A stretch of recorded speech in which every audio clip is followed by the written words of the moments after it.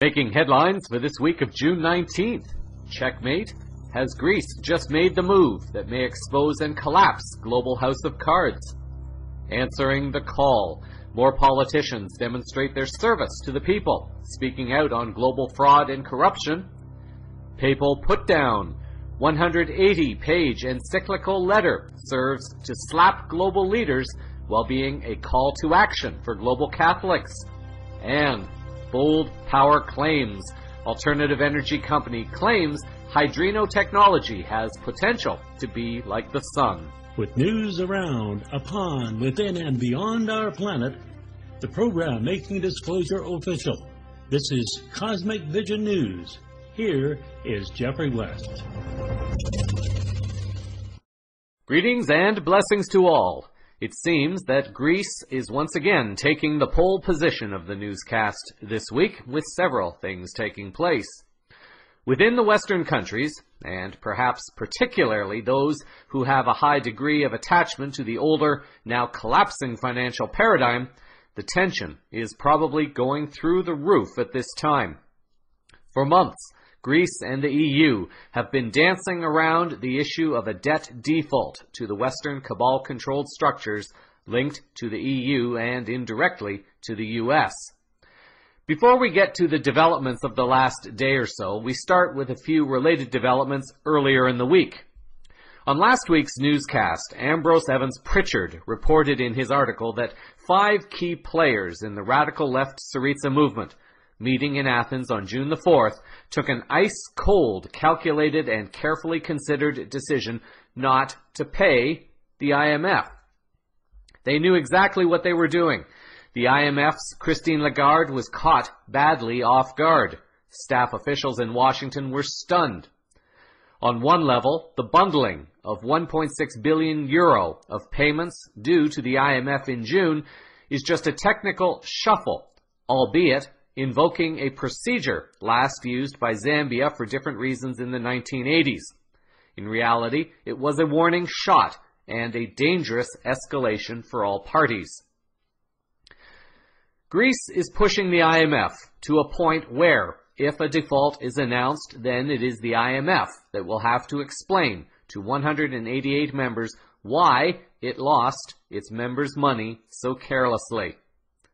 The IMF got itself into trouble by bailing out a currency instead of staying to its original purpose of helping only countries. It is about to be exposed, it seems. If I could speculate for a moment, and this is my own personal observation I am noting here, is it possible that during these past few months, while the Western media have been building up the issue of Greece having to stay in the EU, that the strategy was to build up the media machine so that eventually, when a default was declared and the IMF was exposed, it would force the whole cabal-controlled financial scam into the global media spotlight. The coming week or two may determine whether or not there is truth to this. On June the 8th, Sputnik News reported Greece as having refused an offer for a bailout package that would have seen Greece being financed until March of 2016. The rejection could perhaps have been interpreted that there was an unknown wild card somewhere that was still yet to be played. RT reported on June 15th that a wing of Greece's anti-austerity Syriza party is eyeing a plan to default on government debt and replace the euro with its own national currency in case negotiations on a bailout with its creditors fail. The plan envisions a default similar to the one implemented by Iceland during the 2008 financial crisis, along with the nationalization of the Greek banking system. The party faction considers the continuing negotiations with European creditors useless. This according to the London Telegraph, reported on Monday, citing sources familiar with the matter. It also foresees controlling capital movements and the establishment of a sovereign central bank to serve as a basis for a new financial system.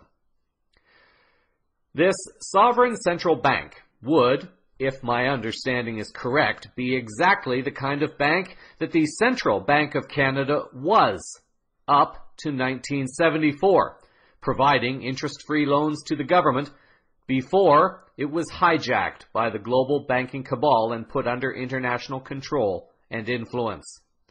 It is this control and influence that Greece appears to be about to expose more publicly.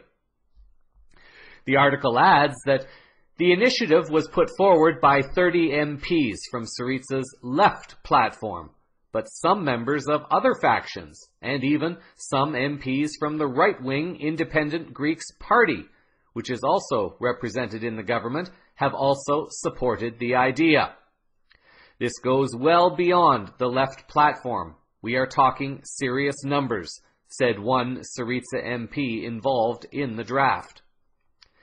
The authors of the draft take the scenario which unfolded in Iceland at the peak of the 2008 financial crisis as inspiration. At that time, Iceland nationalized 3 major banks, then defaulted, imposed a ban on the movement of capital abroad, and devalued its currency. Afterwards, the country's economy markedly improved, and the government's emergency measures received a positive assessment from the International Monetary Fund. It is this kind of news that the international media do not want people to know. The difference, however, is that Iceland did receive financial assistance from the IMF and the Nordic countries, while Greece is no longer receiving any support. The challenge for the government of Greece is that if they accept the bailout package, then they have failed in their campaign promise to the Greek people. Therefore, a more complex strategy was going to be needed. On June 17th, Australia's Courier Mail news website ran a story from Agence France Presse reporting that Greek Prime Minister Alexis Tsipras has accused international creditors of trying to humiliate the country and called on Europe to reconsider its support for harsh IMF reform proposals.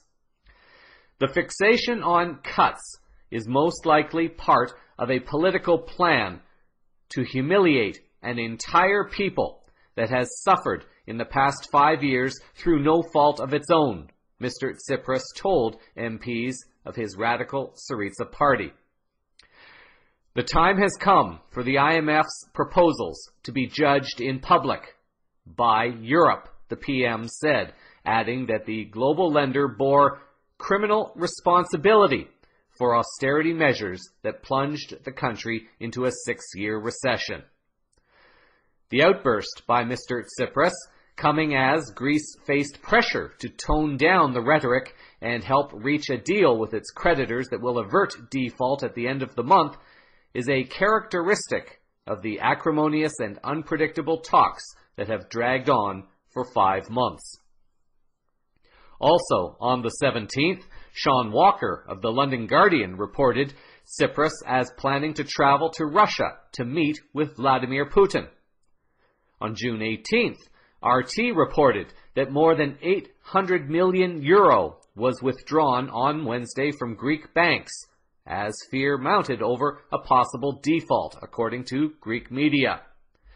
This is in addition to about €30 billion pulled out between October and April.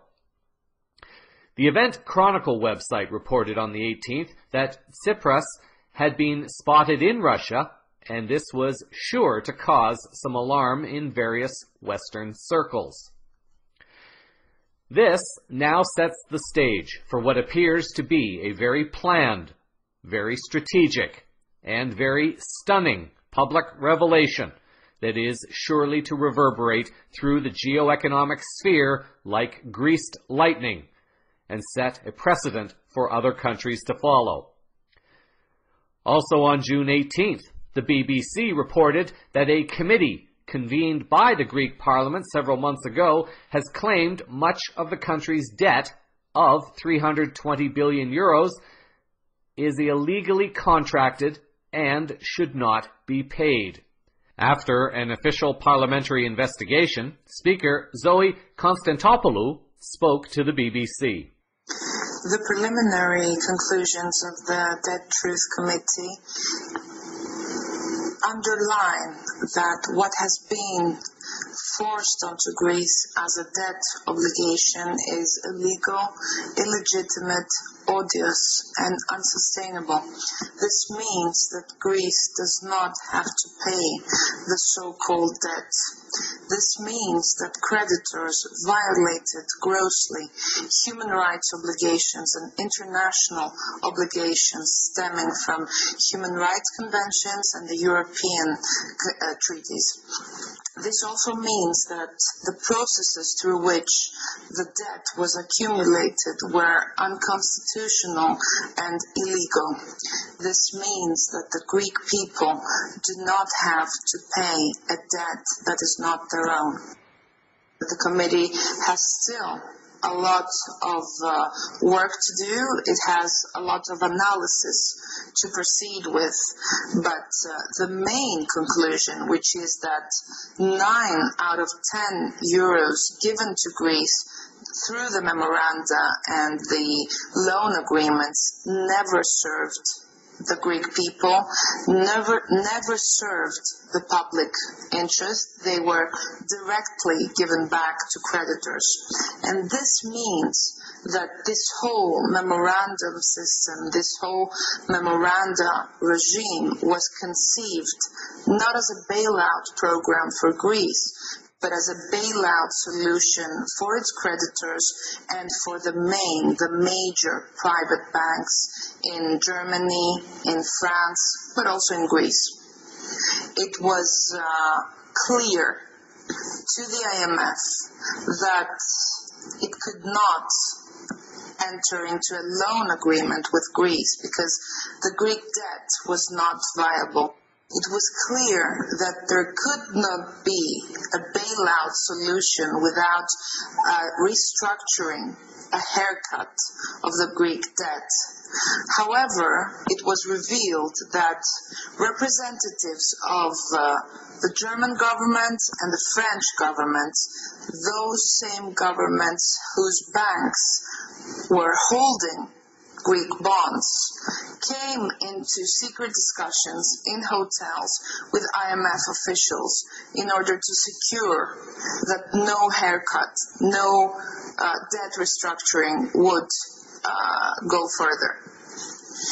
It is not my contention that people should be satisfied just with the truth. They should ask for justice. They should ask for their lives back. They should ask, and they must ask for their dignity back.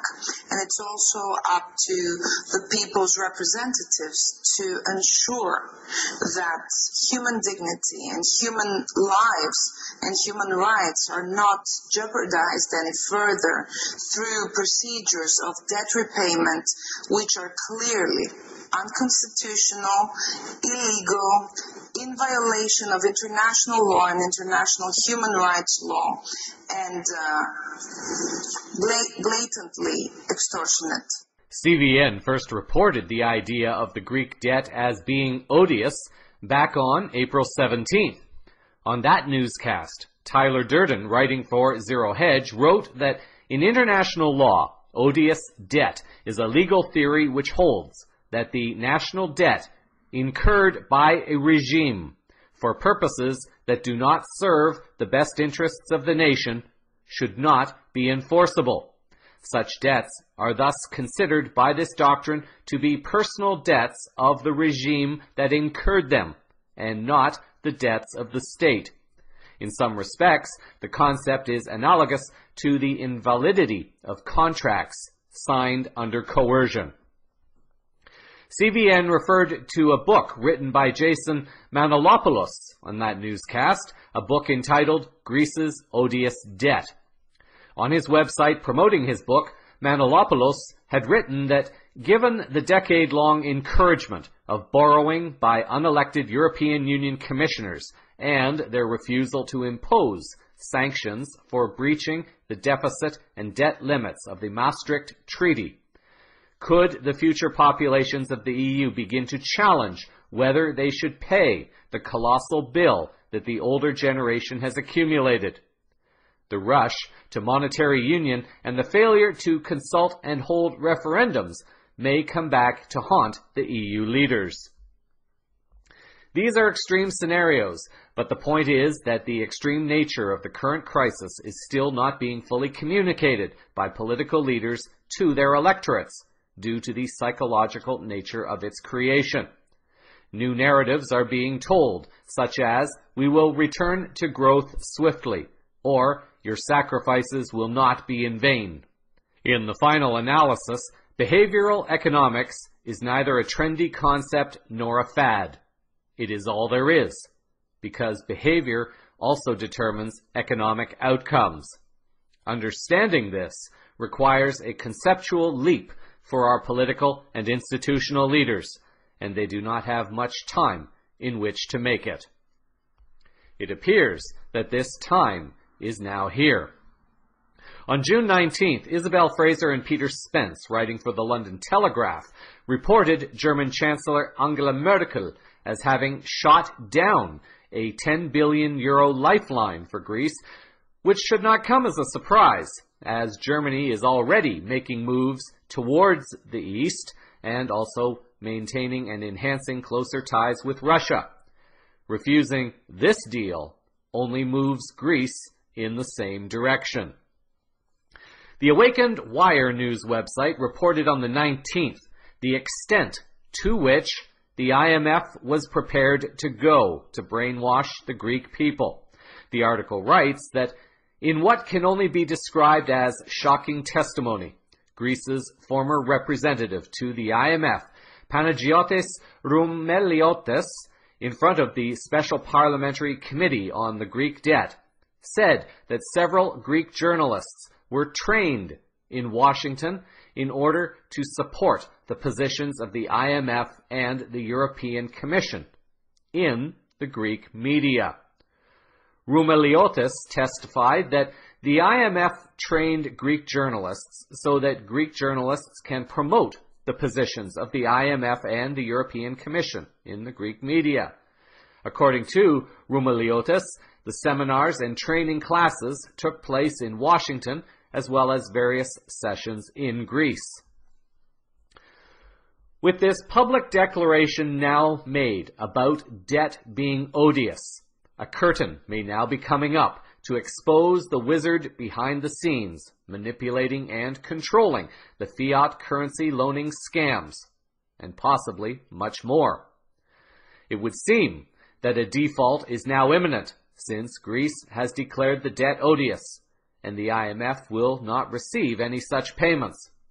This now leads to the options that have been going around involving Greece, Russia, and BRICS. Putin, who may have been guiding Greece on the strategy of slowing the chess game down to the point where the cabal is now about to be exposed, may be using a different tactic to help Greece instead of immediately bringing Greece into the BRICS alliance, despite having offered an invitation to do so. Had Russia simply brought Greece into BRICS, the US and its allies may have attempted to threaten Russia as having annexed Greece, like they were alleged to have done with Crimea. However, it is now being reported today that a deal has been signed between Greece and Russia. The BRICS Post wrote on June 19th that Alexis Tsipras has given the go-ahead on joining a pipeline from Russia to Europe via Turkey and Greece. Russia and Greece have signed a deal to create a joint enterprise for construction of the Turkish Stream pipeline across Greek territory, Russian media reports said on Friday. Russian and Greek energy ministers Alexander Novak and Panagiotis Lafazanis signed a memorandum on construction of the extension of the Turkish Stream gas pipeline in Moscow on Friday. The pipeline will connect not only Greece and Russia, but also the peoples of Europe. Our message is that it is a message of stability and friendship. The pipeline we are beginning today is not against anyone in Europe or anyone else. It is a pipeline for peace, stability in the whole region, Lafazanis was quoted as saying by Russian news agency Sputnik. Although the official default announcement is not expected until July 1st, the Western Cabal bankers must be frantically trying to figure out what is about to happen to their house of cards.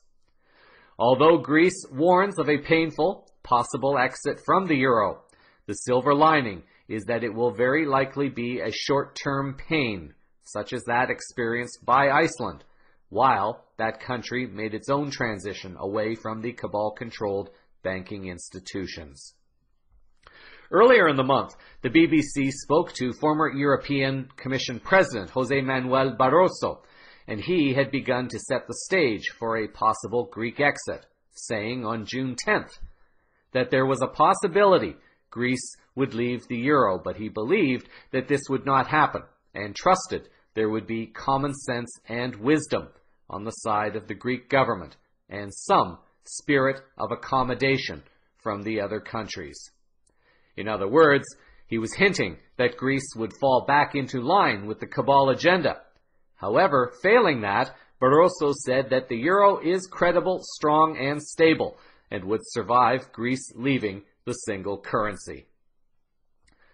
Has the first domino now been pushed that triggers a possible global correction? This remains to be seen. In geopolitical news, the revolt against the global banking cabal just seems to be a growing wave, much like a tsunami that only gets more dangerous the closer it gets to shore. And when it hits the shore, the effects can be profound. Last week, CVN aired a story about a left-wing politician, Sarah Wagenknecht, who is standing up and speaking out within the German Bundestag. This week, two more examples of politicians standing up and speaking out.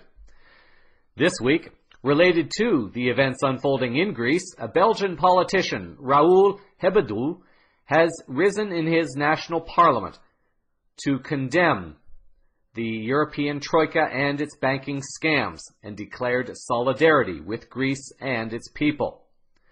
In his address, which appears on his Facebook page, Hebedou said that the European Troika was intending on implementing a Treaty of Versailles-type agreement on Greece, and it was calling for the reduction of the minimum wage and of pensions, while also banning the return of collective bargaining agreements in Greece.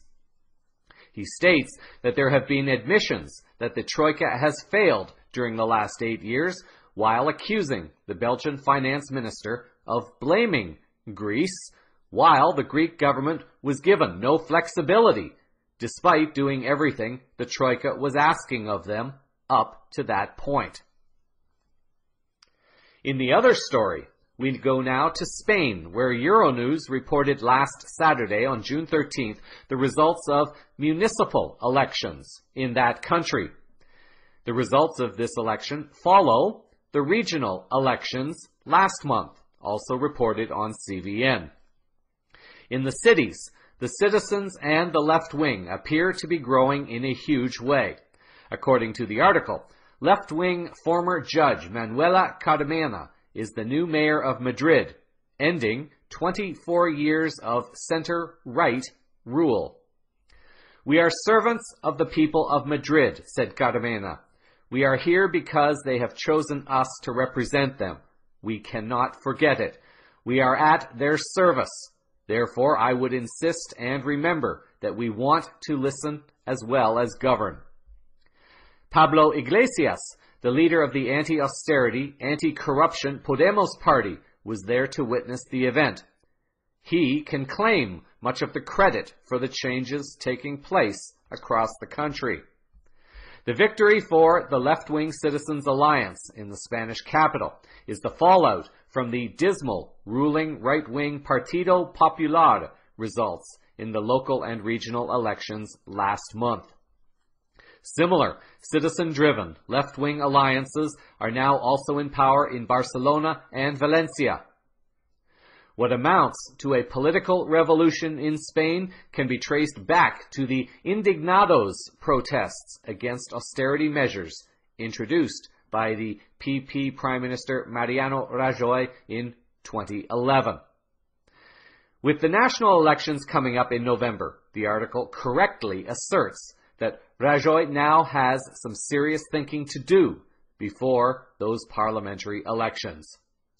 The will of the people, at least in Europe, seem to now be bringing out the very people who are ready, willing, and able to stand up and declare their public intention to serve the people, while defying the others, the rules, and the threats of those connected to hegemonic fiat currency banking.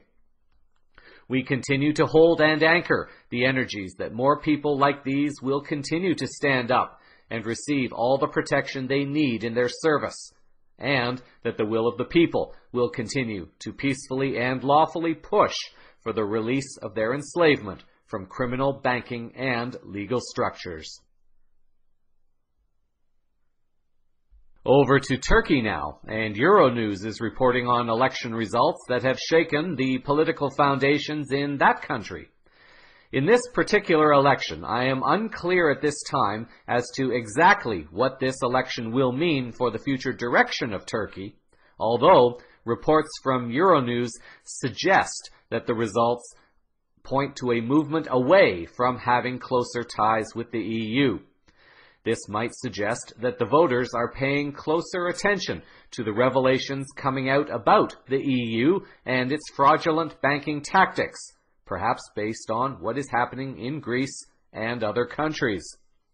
The vote saw the political party of President Recep Erdogan take a severe blow amidst his campaign platform to seek greater powers, representing a U.S. style of presidency.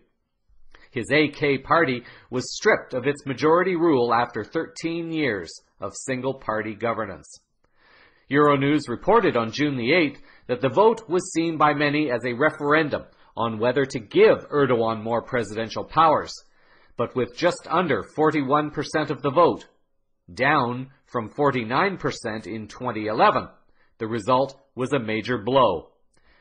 Turkey could now face weeks of uncertainty as parties try to form a coalition. If they fail, more elections could be called in less than 2 months.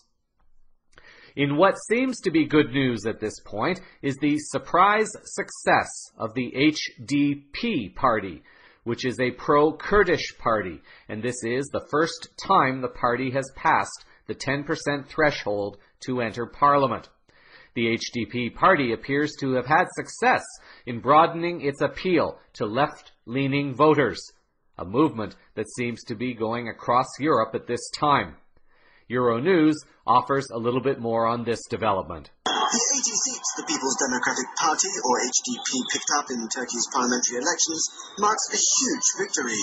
As well as smashing President Erdogan's bid for greater presidential powers, it also, for the first time, gives parliamentary representation to a party representing the nation's Kurds, who make up about 20% of the population. But HDP leader Selahattin Demirtas says he wants to represent all the people. He said this is a joint victory for all of the oppressed. Turks, Kurds, Arabs, Caucasians, Armenians and Bosniaks, Alawites, Sunnis, Christians, Jews, Yazidis, all of those discriminated that want to live free and with their beliefs. The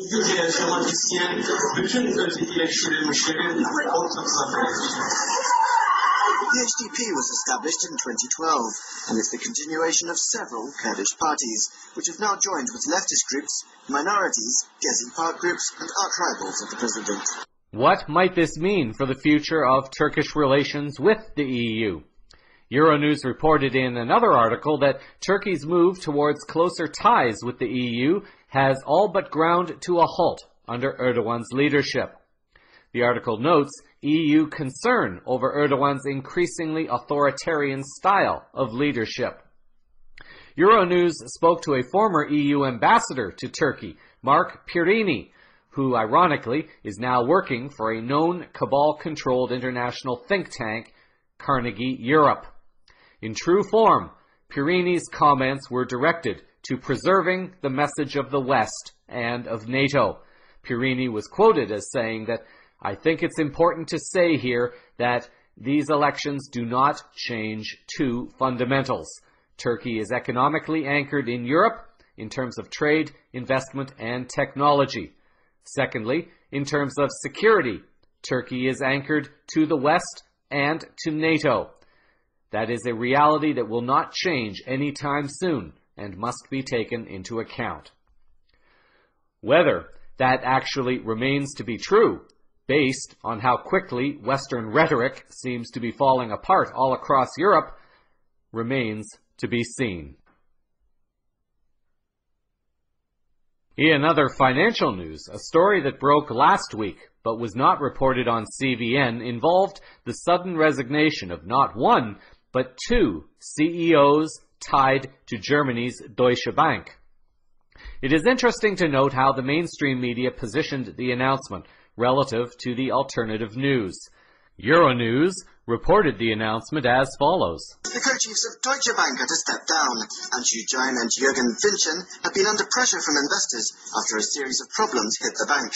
It had been embroiled in a legal battle with Kirch Media Group and was hit with a €2.3 billion fine over LIBOR manipulation in April. An article in USA Today by John Bacon and Mike Snyder on June the 7th reported the story almost exactly the same way, although their story attempts to position the CEOs in a more positive light, saying that the CEOs are placing the interests of the company and of shareholders ahead of their own. The headline on an alternative news blog page by Bix Weir says something a little more.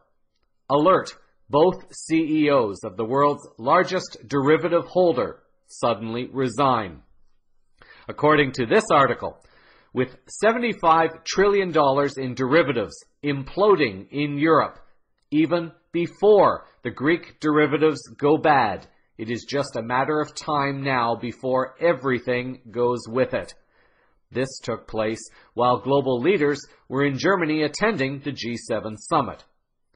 Weir asks what it all means, and then adds that, "I have long showed how the USA and Germany have been collaborating to keep the system going, but the past few years have been stressful.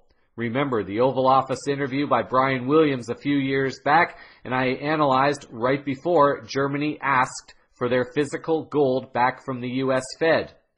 The bigger question to ask now is how many silver and gold derivatives does Deutsche Bank control, and what will happen to them if they go bankrupt?"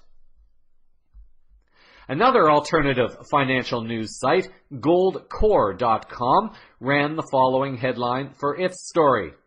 Deutsche Bank CEOs shown door. World's largest holder of derivatives in trouble? ? This article presents some other facts about the bank, including the following. Deutsche's co-CEOs announce quote-unquote resignation 9 months before their contracts expire. Only 2 weeks ago, CEO Anshu Jain was given more power to reorganize the bank. Deutsche Bank have been engaged in money laundering, tax evasion, derivative and manipulation scandals. Deutsche Bank is the world's largest holder of financial weapons of mass destruction. Deutsche Bank's derivatives position almost 15 times as large as Germany's GDP.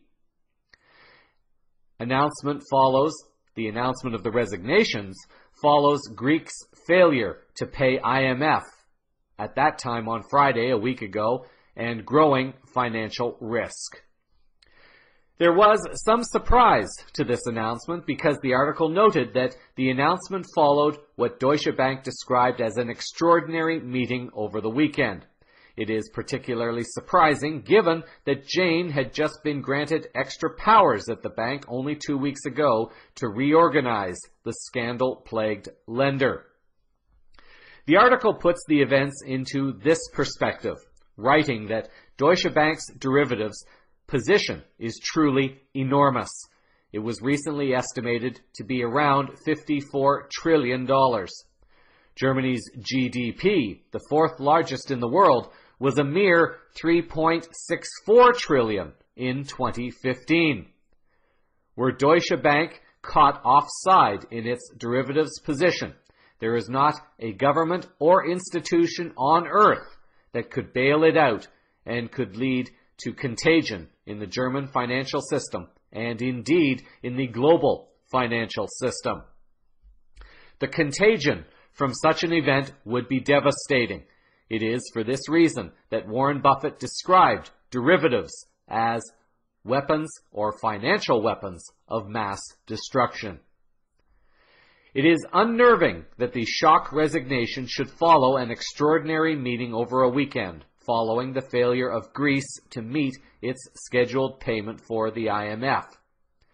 The article closes with the note that the crisis in Greece, the rumblings in the global bond market, and indeed in Europe's fourth largest bank, and the threat posed by financial weapons of mass destruction should give cause for concern. It is another reason to reduce allocations to stock and bond markets and increase allocations to gold.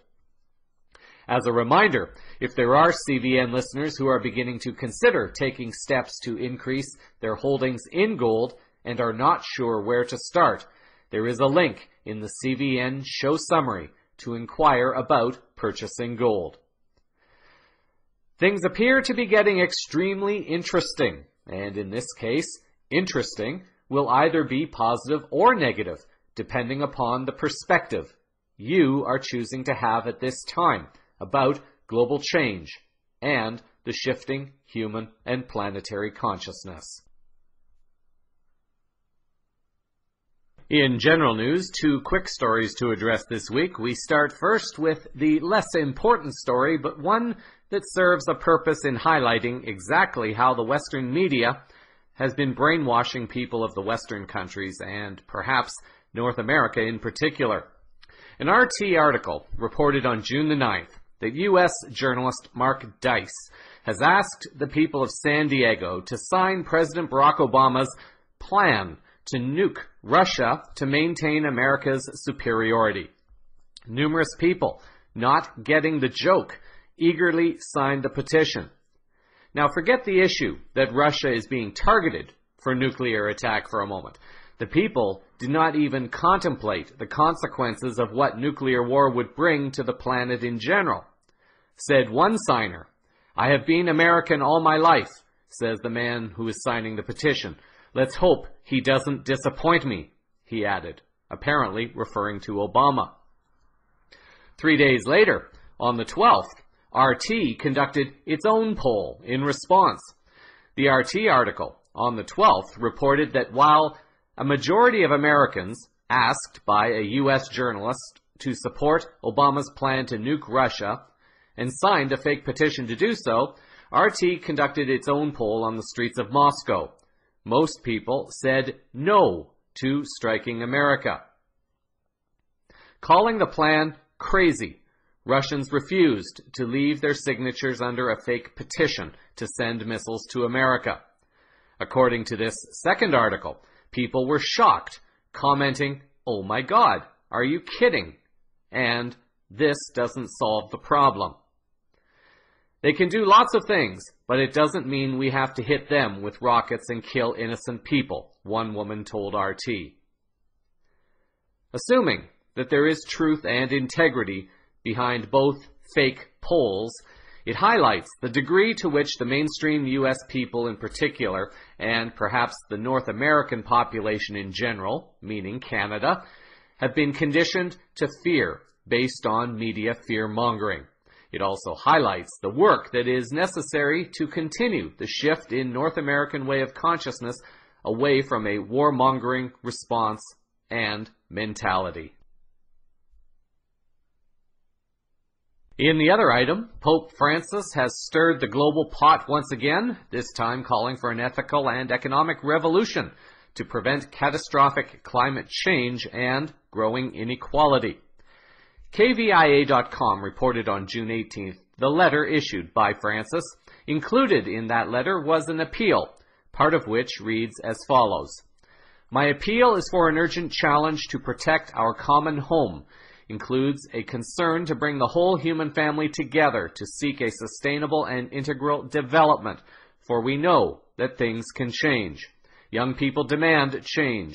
They wonder how anyone can claim to be building a better future without thinking of the environmental crisis and the sufferings of the excluded. I urgently appeal then for a new dialogue about how we are shaping the future of our planet.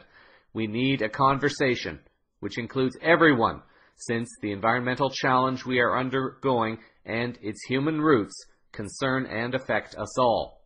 The worldwide ecological movement has already made considerable progress and led to the establishment of numerous organizations committed to raising awareness of these challenges. Regrettably, many efforts to seek concrete solutions to the environmental crisis have proved ineffective, not only because of powerful opposition, but also because of a more general lack of interest.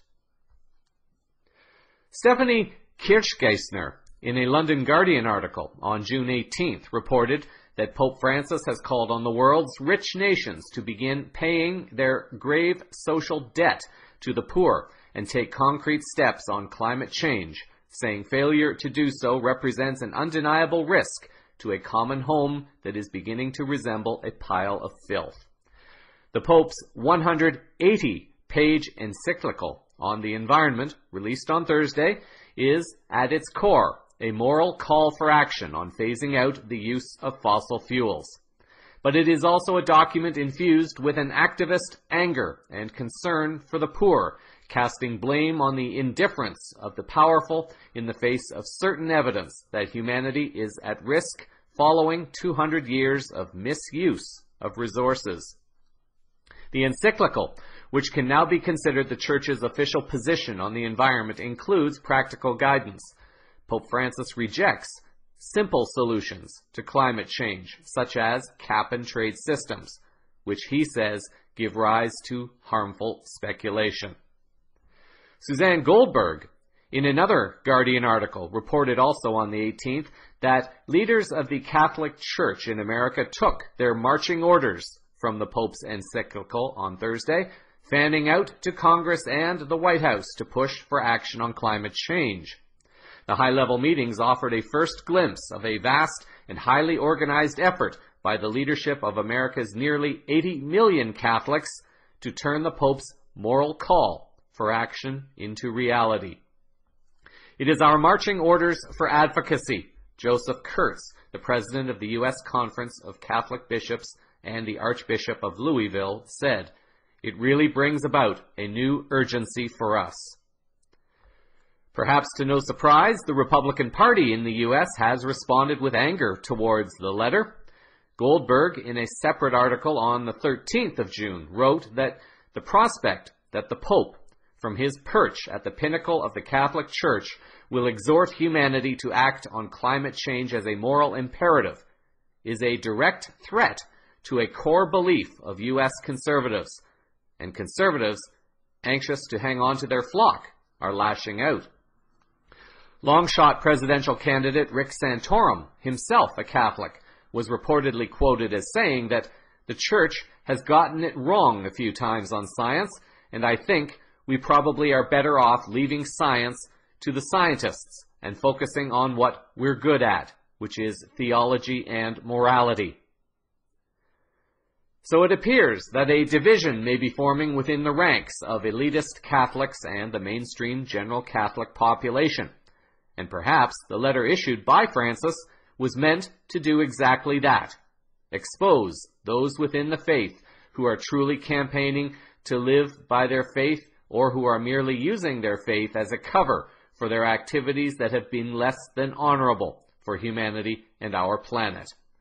The Republican conservatives are seeking to maintain the separation of science and spirituality, even while increasing evidence is now supporting that neither can truly exist without the other. In disclosure-related news for the week, listeners will likely have noticed that I have not done very many disclosure stories lately. To be honest, I have been sitting back to observe the fallout of some of the stories that are floating around the internet at this time. As well, I have been wanting to see what happens regarding several sources that are putting out information at this time. There have been a few so-called online journalists whom I have noted are posting some of these stories as well as information from various sources. I have had questions myself as to the authenticity of some information or some sources. Although CVN was originally set up with the vision and intention of being the newscast that officially embraces the disclosure of our galactic families, which it does, I want to try to be as careful as possible so as to not get the historical judgment of being a disinformation newscast also. Ultimately, however, as I have stated many times, the discernment rests with each listener as to what feels true or right, and it is neither me nor anyone else who can sincerely claim to be in possession of truth as it relates to one's individual life path journey. As usual, there are a few science fiction movies coming out this year that continue the exploration of life beyond Earth in various forms, and each will no doubt contain some aspect of truth as it relates to the current condition unfolding upon our planet. Within the media, there seems to be an increased focus on events that go beyond Earth, whether or not they relate directly to the existence of our galactic families. While the mainstream media attempts to cover stories that offer a more slow disclosure approach to the mainstream populations, those who are more aware of what is going on are following stories that are more complex and detail significantly greater activity that is taking place beyond Earth. The fact that a topic like this is being discussed is not so important as the source from which the discussion takes place. From the mainstream recently came an article on Yahoo Finance page, of all places. This article on June the 12th by Kelly Dickerson writes, "It's not clear when we'll see humans walking around on the moon or Mars, but it's coming, and it's going to have consequences for the human race." Of course, there is already information circulating that this is already taking place and has been for some time. However, for the mainstream public, they need to be introduced to this concept. Dickerson writes of an interview that was done by Terry Gross, host of a program called Fresh Air. She interviewed Chris Impey, an astronomy professor at the University of Arizona. Of numerous topics in the interview, one of them dealt with the evolution of the human species as humans move into space. What is one of the more exciting developments in space travel or space life that you expect to see in your lifetime? I think the interesting and exciting thing will be when we get a community that's living off Earth for the first time to see how they evolve. If they can get beyond just the sheer hardship of it, just the difficulty of being so far from the Earth, of being in close quarters, then at some point, after maybe only a couple of generations, these people will become an offshoot of the human tree. They will probably evolve into something else. They'll evolve physiologically quite quickly, because if the gravity is less, as it would be on Mars or the Moon, they will change. Their physical bodies will change even while they're alive, and if they have children and then grandchildren, they will change even more. And then psychologically, they will start to feel like a new colony, new people, as we moved around the planet and did so for reasons of just sheer exploration or freedom or wanting open spaces. People diversified. They became quite different. And so the first off-Earth humans that live there and die there and then have children and grandchildren, they're going to quite quickly turn into maybe even a new species. In another part of the interview, Impey addresses some of the legal issues of space control, saying that governments are not allowed to control other planets, but the loophole is that corporations can take control and exploit the resources of space. So there are complications to the human journey out into space. As exciting as this would seem to most of us, it is a thought that was no less exciting to those who allegedly first came to the United States, believing in freedom and a new life, only to find themselves enslaved to a Rothschilds-controlled central bank, even in their new land. So it will be important for humanity to address several of the root causes of their enslavement: corrupted governance and greedy corporations, protected by the criminally fraudulent system of commercial admiralty law, before we can move forward in creating a better life for all humans, either on Earth or even beyond.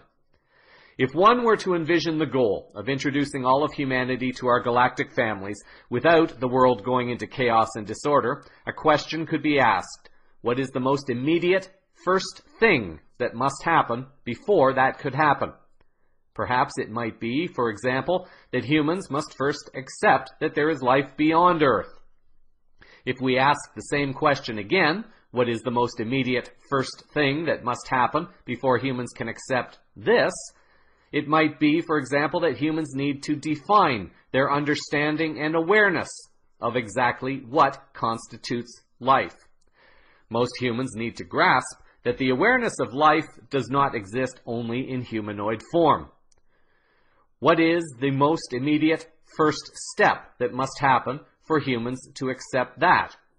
Perhaps it may be that humans need to be exposed to information, to sources, and to entertainment that promote and plant seeds that remove the barriers of separation that have been imposed upon us. Everywhere we are seeing all barriers of separation beginning to come down, and humans are realizing that we are more similar than we are different, and the difference has only been taught to us by people who profited from the separation, the fear, and the debt. This is a model I have written about, a form of reverse engineering, the global change of our planet and the human planetary consciousness. There are many who have skipped over this process and do not require it, but there are those who will need a process like this to begin grasping the vast scope of change that is required to achieve the goals humanity is now beginning to demand. It ultimately comes down to the root source of all the problems, which lies within governance, business, and religion. Whether or not these change will ultimately depend upon how many people awaken to discover their own relation to the all that is life, whether it be physical, non-physical, visible, or invisible, on Earth or beyond. One story appearing on The Street website by Waylon McHale writes about how NASA is being forced to address the external economy and how corporations and various governing agencies are increasingly having to work together to achieve goals. The seeds are slowly being planted for life beyond Earth. Other stories contradict the slower mainstream dissemination of information. An article on June the 8th on the Humans Are Free website shares information from an alleged whistleblower claiming that he spent 3 years serving on a deep space fleet. Related to that is an article by Dr. Michael Salla on May 31st, and he is addressing an alleged conflict that is already taking place up in space between competing space program alliances. This war has apparently been stopped, however. This according to a source by the name of Corey Good. The article writes that according to Corey, on the one side of the conflict is a positive service secret space program, an alliance comprising the first secret space program created by the U.S. military Solar Warden and its allies, a number of ancient human space programs, and friendly, human-looking extraterrestrial races that is genetically linked to humanity. This SSP alliance essentially wants surface humanity to learn the truth about its ancient space programs, extraterrestrial visitation, and free energy technologies. Most significantly, the SSP alliance wants to put an end to an exploitive global financial system that has economically enslaved much of humanity. On the other side of the undeclared war is a negative, meaning service to self, alliance comprising the first corporate-run space program called the Interplanetary Corporate Conglomerate and its allies. According to Corey in his latest disclosures, the recent halt in large-scale hostilities has come at the request of a third, recently arrived group of extraterrestrials called the Sphere Alliance. The Sphere Alliance, according to Corey, have far superior technology to any of the conflicting space program alliances and have implemented a solar system-wide quarantine. This has created havoc with the Cabal-led SSPs that previously were the dominant power on Earth and the solar system, but are rapidly losing power to the newer SSP alliance. For new listeners, this may blow a few brain stems. However, given all that we are beginning to witness on Earth, with so many things being exposed and a more rapid transformation of the global financial model, it may not be too far of a stretch to grasp that the group that has historically enslaved and controlled humanity must, at some level, be losing some of its power, and therefore there must also have been some help from somewhere to facilitate this, because the mainstream humans have not been consciously participating in this. So there are the questions of grasping that we are a part of something much bigger on Earth, but this larger something is also part of that which is beyond Earth. There are questions relating to science and to spirituality, the existence not only of life as humans currently know and understand it, but also life in many other forms also, and this is interrelated with both science and spirituality. How far down the rabbit hole are you prepared and willing to go, and how courageous are you prepared and willing to be to assist and facilitate humanity's broadening understanding of who we are and what it is we are a part of, even if only to our particular space of awareness.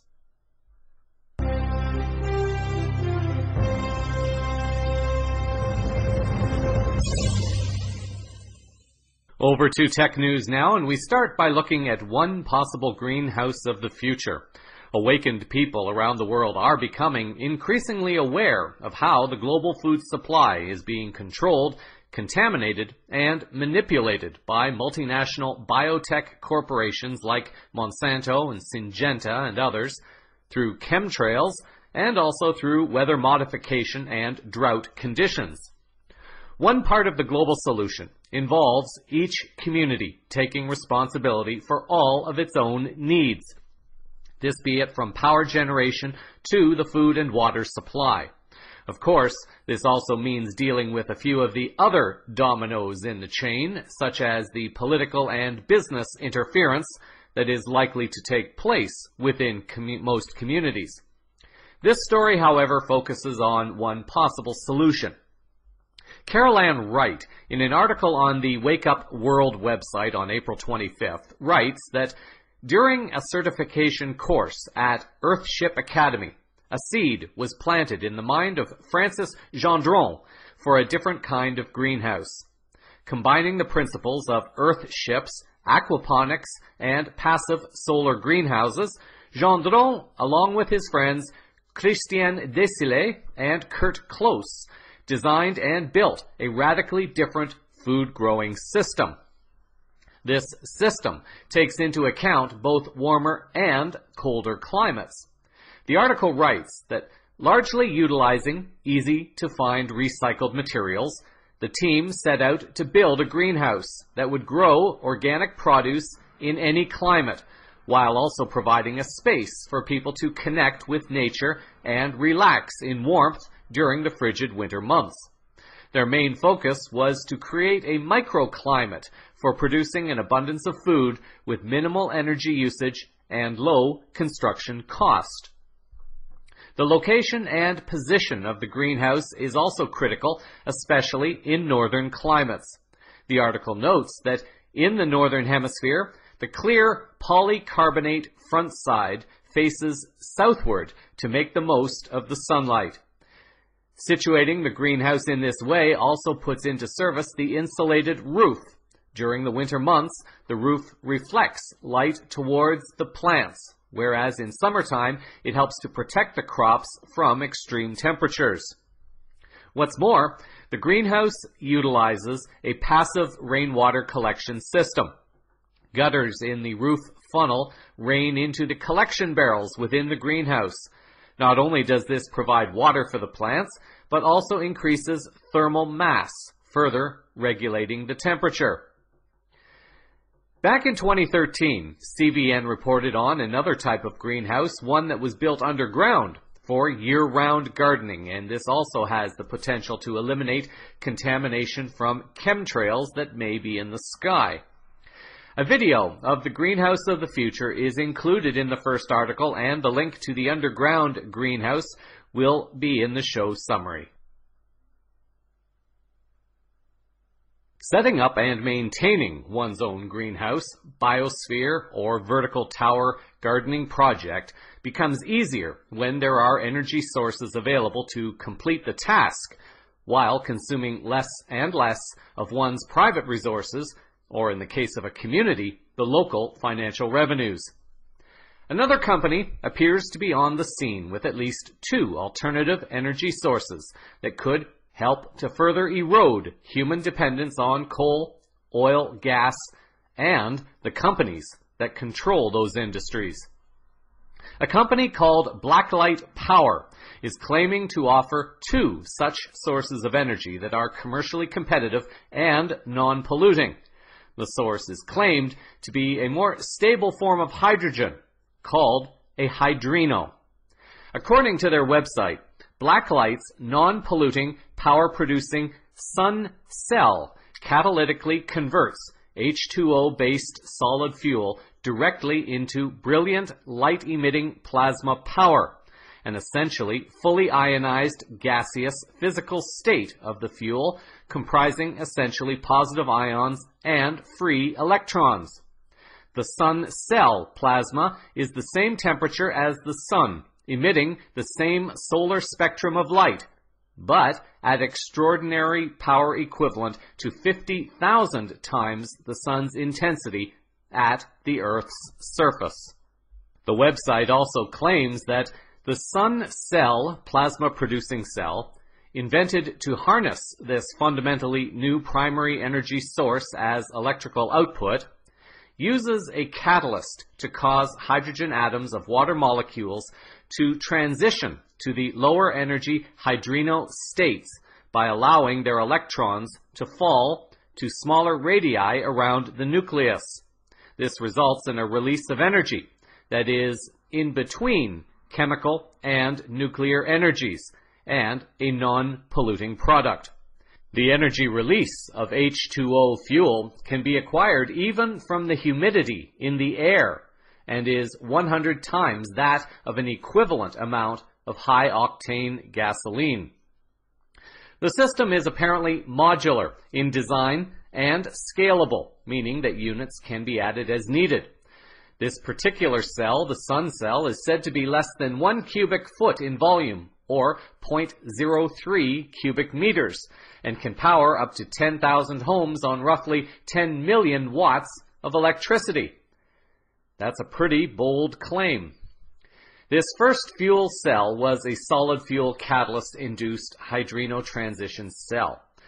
The second type of cell is more simply the catalyst-induced hydrino transition cell, or CIHT cell. In this setup, the website states that each CIHT cell comprises a positive electrode, the cathode, a negative electrode, the anode, and an electrolyte that also serves as a source of reactants to form hydrinos. A hydrino-producing reaction mixture creates electricity from H2O as the reactants are constituted with the migration of the electrons through an external circuit and ion mass transport through a separate internal path through the electrolyte to complete an electrical circuit. The theory behind the technology is based on what is called the Grand Unified Theory of classical physics. The website has a short abstract on the Grand Unified Theory on a book by Dr. Randall Mills, and this book states that it is a unification of Maxwell's equations, Newton's laws, and Einstein's general and special relativity. The central feature is that physical laws hold over all scales, from the scale of subatomic particles to that of the cosmos. Those who are more scientifically inclined may enjoy reading the short abstract that explains more about the theory behind this in more scientific jargon. According to this abstract, however, the general unified theory essentially overturns the Big Bang theory as the current model of the universe. For the vast majority of us, we may not be so inclined to studying or understanding the science behind it all, at least not yet.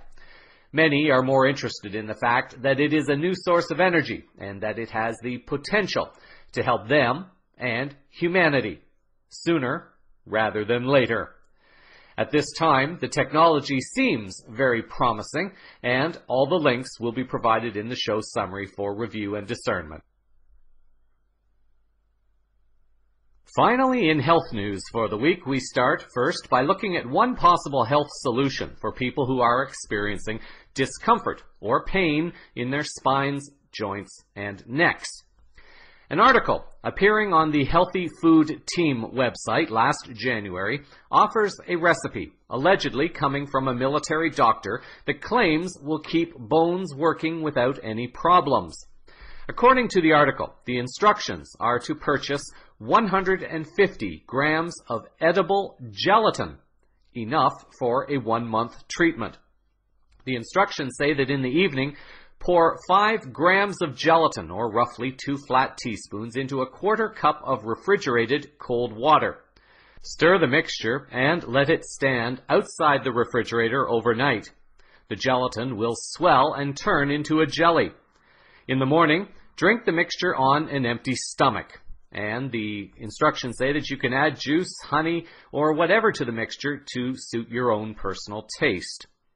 The article claims that within a week, many who have previously complained of pain in the joints, back, legs, spine, or neck no longer notice the pain. More research will be necessary for those thinking about this as a possible health solution. It may not work for all, and it may not be ethical for all. The article writes that gelatin is a product of animal origin and is obtained in the result of processing the connective tissue of large-horned livestock.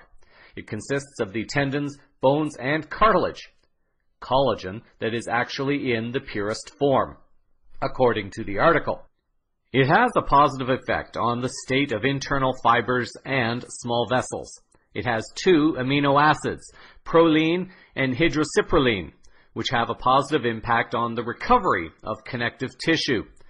Gelatin is able to increase the growth and scope of connective tissues, which is very important for diseased joints. The article claims that gelatin can help to strengthen joints and heart muscle, improve metabolism, increase mental ability, maintain healthy skin conditions, give elasticity and strength to tendons and ligaments, prevent the development of osteoporosis and osteoarthritis, and it can lead to improvement in the growth and structure of hair and nails, and it is also apparently irreplaceable with dyspepsia. 2 other links in the show summary will include a recipe for a gelatin hair shampoo, as well as an article outlining 12 uses for gelatin for health. In last week's FYI segment offered by Alice Coppers, she started getting into the issue of mental health stigma, as she called it, and gave a bit of her background as to her 23 years with the former Department of Corrections and Mental Health, which she says has been renamed to rehabilitation. She introduced the dangers, as she observed it, with the use of antidepressants and how the use of medication was often more destructive than the diagnosis itself. In the report, Coppers refers to a book called the DSM. What she is referring to is the Diagnostic and Statistical Manual of Mental Disorders, published by the American Psychiatric Association. According to Wikipedia, this book offers a common language and standard criteria for the classification of mental disorders. Coppers introduced the idea of a much deeper and darker history to the use of antidepressants as one form of mind control, and then mentioned institutions that have been participating in projects related to societal mind control. Coppers continues that report this week, going into a bit more detail of this background. Back in 1953, the CIA was doing experiments, and they had involvement with Freud and Bernays and brought these deep ties from the East India Company over in Europe to America, to the Malibu area, and called it the Tavistock Institute. The CIA was looking to use studies of human patterns to enslave populations. They are the New World Order, and they've set all this up and set it in steps and in plans, and if they think there's any risk that something's going to be found out or that it's not going to go as planned, they don't do it. They don't take any chances.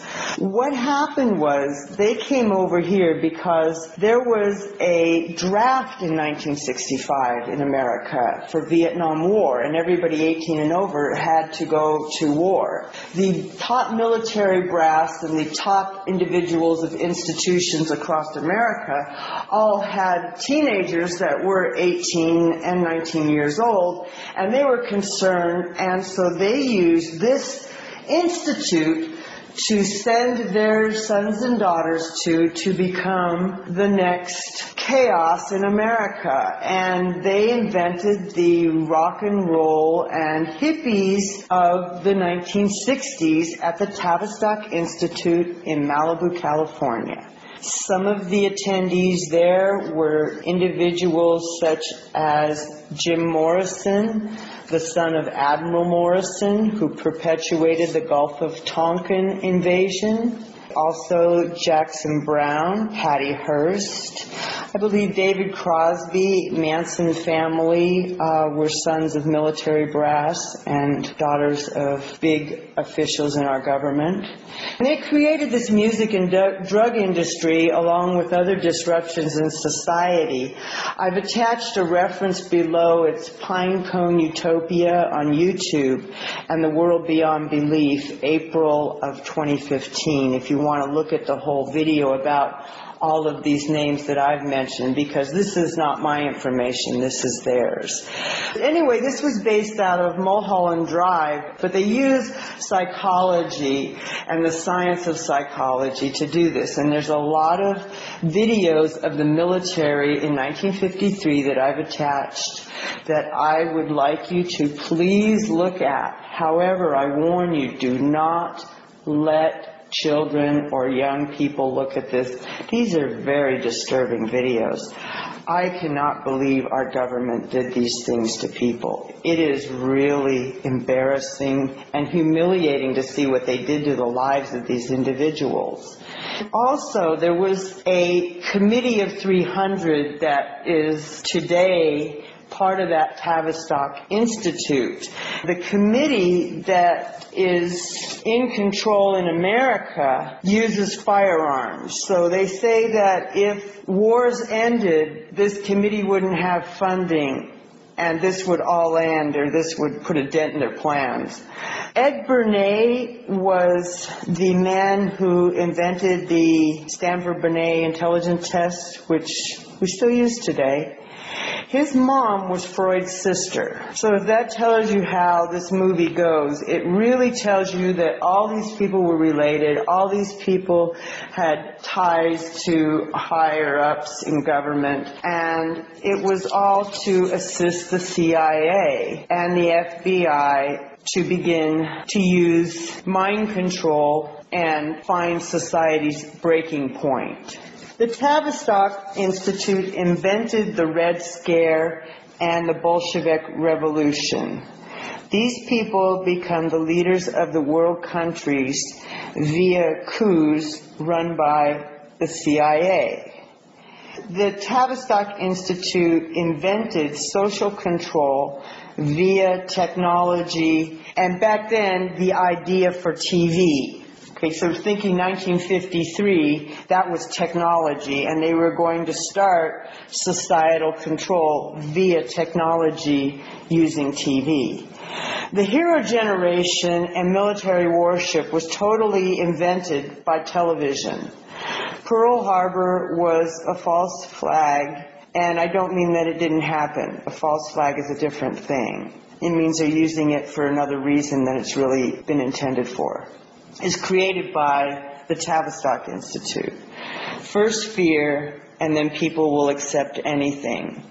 So they have this timeline they show in the movie, and it starts at 1905 to 1925, and this was the hero generation, and very athletic, and dancing, and a lot of music.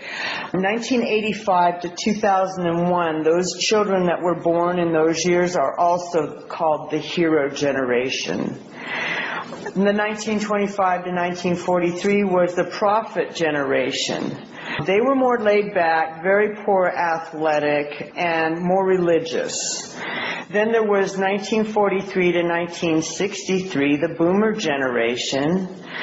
63 to 85, the artist generation. And then, of course, 2000 to current, the millennium generation. So they have everything listed out and have a signed, sealed, and delivered via technology for the next New World Order.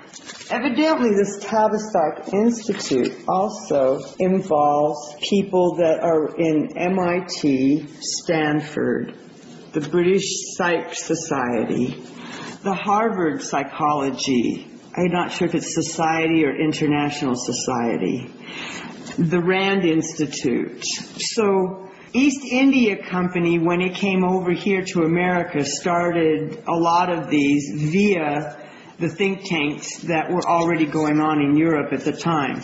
If you look under my reference for John Coleman, you'll see where he goes into this in great detail, and he shows all the references for his research. FYI is offered on CVN and is researched and written by Alice Coppers. The opinions expressed are her own and may or may not necessarily reflect the opinions of CVN. As always, it is up to each individual to research and determine what is ultimately best for oneself in each moment, and that not every health solution will provide the same benefits at the same time. Alice's email address will appear in the show summary for those having any questions. As an announcement for this week, a few listeners may have discovered that there is a new CVN website that is now active. This website is an attempt to simplify the work I am feeling called to take on with regard to global change, peace, and healing. This work has been divided into the two separate parts, with the Cosmic Vision News part being on the left side of the website, and the more spiritually relevant work related to the Green Print for Life being put on the right side. As well, the idea was to try to make the site look a little bit more credible as a news-oriented website, and the idea is to market and promote my biggest asset right now, and that is the newscast itself. The most recent broadcast will appear at the top, and the 3 of the more recent newscasts will appear below. The site is still under construction, as there were things that I thought I could do, but are taking a little bit longer than I thought to figure out. It will still take some time to get everything into place, but the most recent shows are now in order, and it is my hope to have this week's newscast in place on the CVN page in time for its regular air time. The newscast will also be available on the website inlightuniversal.com. By having the key product and service I offer clearly available, it is also my hope that those who may wish to financially support CVN, but who have not fully understood what it is that I am offering, will find this website to more clearly and plainly state what is being offered. This is another stepping stone to the evolution of CVN. For the time being, CVN is being pre-recorded. If and when a time comes that global changes require a return to live broadcasting, I will explore a solution at that time. or when the resources become available, to do so with the CVN website. Many thanks for your continued patience as I get things set up on the new web page. And in this week's final words. Last week, I offered a bit of an observation about how even those claiming to be in higher service to humanity and our planet are finding themselves being drawn into polarizing patterns of defending what they are claiming as the quote-unquote new truth to replace that which is now transforming within human and planetary consciousness. I will use the term light worker just to make it simpler, although I know some do not particularly like this term. Like many people defending the truth of their religions, light workers seem to be jumping on the bandwagon of their newfound truth, and there are some, perhaps, who are taking this new truth to what might be considered a New Age extreme. I then offered that this New Age truth may also contain not only parts of the illusion, but also disinformation. In fact, there may be yet more truths to discover as each human moves along in his or her journey. What we are experiencing at this time seems to emphasize more clearly than ever how important it is to connect within the truth that is within oneself, without looking beyond, to me or to any other, for answers that really are uniquely your own. By all means, use external sources and information, such as this newscast or others, to guide you to information that will assist in your uniquely different, equally beautiful truth. But I gently advise against becoming too attached to any sources of external information as your only guidance. For there is no external source of information out there that truly has the answer that can only be found within the hearts of each and every one of you. Whatever your message is meant to be, or whatever your service is meant to be for humanity and our planet, this lies within you only, and no one else has the right to determine who you are or who you can choose to become in any moment of now. We are all dealing with issues right now, myself included. It is important to deal with them and to avoid trying to repress them, which is what I have been guilty of in my past. They only keep coming up. An article appearing on the Collective Evolution website by Milan Carmelli from mid-January offered information on the importance of understanding your dark side.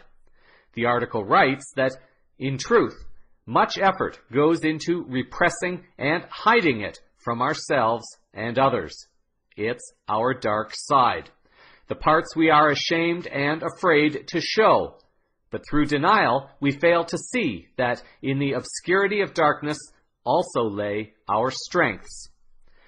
For reasons originating in the past, we have decided to negate and hide this dark side without exploring it further.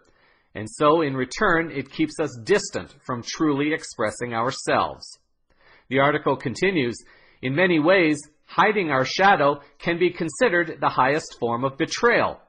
By concealing this part of us, we are saying we don't deserve to show our complete selves, thereby betraying ourselves. In return, secrecy, manipulation, and pretending take over large parts of our lives from fear of being exposed and rejected for the part of ourselves we are hiding. Our shadow can show itself as weakness or strength. Becoming aware of our complete self allows us an opportunity for expressing strength. Ignoring these qualities, however, will always produce a damaging result. The more we repress these dark corners of our being, the more we face disorder in our personality. This can manifest as addiction, anxiety, intentionally failed relationships or jobs, or other behaviors that cause destruction to ourselves and others. Carmelli continues, To become aware of our shadow is to shed light on our earliest wounds and to give ourselves a chance for healing and transformation. But as long as we choose to close our eyes to this, the wounds will continue to decay while emitting poison into our lives. Carmeli shares the journey of deepening one's spirituality, and this requires passing through the shadow. He writes, "Solely focusing on finding our light keeps us away from places of shame, guilt, jealousy, greed, competition, lust, and aggression. But it is these very emotions that must be worked through first before coming near our lighter sides." As with all strong emotions, what we don't want to look at always keeps us contracted and in rejection. Deep down, we know these qualities and feelings reside in us, and hiding them leads us to a life of inauthenticity and sometimes incomprehensible self-destructive behavior. If our shadow is not acknowledged and embraced, the depth of our spiritual and personal growth is limited. Denying to look at the darkness is rejecting ourselves the need to be received in totality by others. There is a challenge, and it is a challenge that I am very much aware of in my own life. Carmeli writes that the shadow should be met in a safe and loving environment. Otherwise, it is too afraid that its face will cause devastation and result in further isolation. When it is safe, we can start looking, seeing, and expressing what has been hidden from our awareness. There are many unpolished diamonds of strength, creativity, and beauty which we've kept limited so that others close don't feel small, intimidated, or scared. Speaking to our shadow is an immense step towards healing and self-love. Initially, when we embark on this exciting and necessary journey, we may not be sure who we really are, but this is only because we are so used to our masks that expressing our true self is like meeting a familiar stranger. Soon, new possibilities, choices, and perceptions appear. Suddenly, we can face the many question marks in our life from a place of strength and authenticity. We strengthen our capacity to be in this world more fully and completely. Another article supporting the healing of one's shadow appeared on the Elephant Journal website in January by David Aronson. Aronson asks, "Is there a root of our collective dysfunction as individuals and as a global society?" He offers that it seems that in today's world, selfishness, lust for power, hatred, violence, and other unwanted dramas are still very much at play. The despair and separation seems to be reaching saturation points. It is an invitation to consider what historian Charles Beard said when he asked what he had learnt from history, "When it's dark enough, you can see the stars." If now is the darkness before the dawn, what is the most powerful act we can do as individuals and as humanity to sweep away the conflicts of history? Where is the glimpse of light striving to shine forth? There is never a time when peace can be resolved with hatred. If the past taught us anything, it is that conflict stimulates more conflict. So too, forgiveness stimulates more forgiveness. We stand at a threshold of spiritual opportunity that can take us into the stratosphere of our radiance. When we liberate ourselves, we automatically liberate others. He writes of radical forgiveness, stating that radical forgiveness is not sensible, rational, logical, or right. It's an invitation to open the heart to acting completely and unconditionally loving without a selfish motivation. It's not selfish, but we still get something out of it. Essentially, forgiveness is an act of self-love, offering a double gift by rewarding both the giver and the receiver. That's why the choice to truly forgive is one of the most powerful ones we can make for ourselves and for humanity. Practicing radical forgiveness is allowing and accepting all that is happening in our world. It releases one to be present without trying to control others and the quality of our experience. Taking the letting go pill activates a deep surrendering. In this space of surrender, we glimpse a greater part of reality and who we are, that which is unconditional freedom. He also adds the following: the cosmic joke is that the very external world we judge so harshly only reflects our internal world. What is seen in others is a projection that emanates from within. This mirror shows us who we are.